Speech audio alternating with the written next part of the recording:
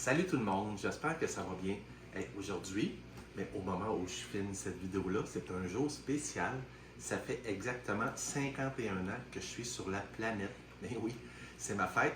Et depuis qu'on habite ici dans la maison, euh, je voyais un bonsaï. Je ne sais pas pourquoi, mais j'ai jamais eu de bonsaï. J'ai aucune idée. Je suis complètement néophyte, mais j'avais envie d'avoir un bonsaï.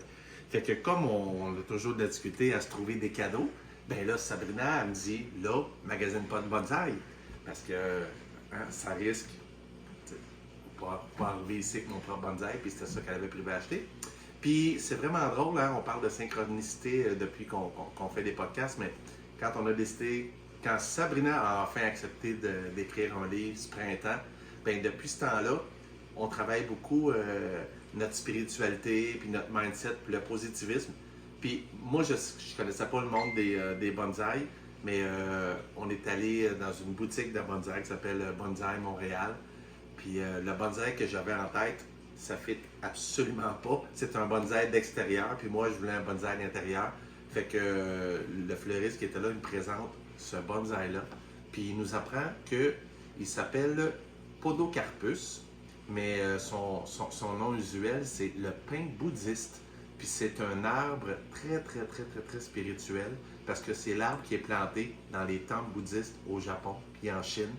Fait que les moines se recueillent devant des pins comme ça. Fait que je trouvais ça quand même spécial que Puis, une de nos prochaines grandes destinations voyage, c'est justement pour aller dans les temples bouddhistes en Asie.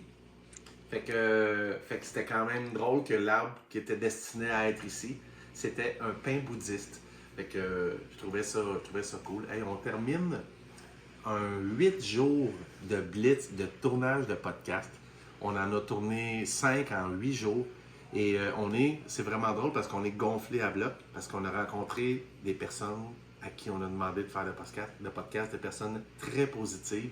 Fait que, il me semble qu'à tous les 2 jours, on rencontrait quelqu'un, puis cette personne-là nous parlait comment, malgré les difficultés ou sans difficulté, parce qu'il y a des gens qui ont rien, tu sais, qui n'ont pas vécu de grandes épreuves, mais c'est des personnes positives, puis qui sont toujours souriantes, puis lumineuses. Fait qu'on est gonflable, là, qu'on est vraiment heureux. Mercredi prochain, au moment où on tourne ce podcast-là, on va sortir un podcast avec Véronique Joannis, qui est une entrepreneure, puis qu'on a trouvé extrêmement lumineuse. Et vous allez voir, elle va vous raconter son histoire. La veille du tournage de podcast, ça a été une journée désastreuse pour elle. On va regarder si ça paraissait dans sa face, puis comment était son mindset 24 heures après sa journée désastreuse. Dans les commentaires, on va vous mettre le lien pour le podcast de Wax pour ceux qui n'ont pas eu la chance de l'écouter. Et manquez pas, mercredi prochain, effectivement, c'est sur les finances. Imaginez, mindset par rapport aux finances. Je pense que ça va répondre aux besoins Exactement. de pas mal de monde.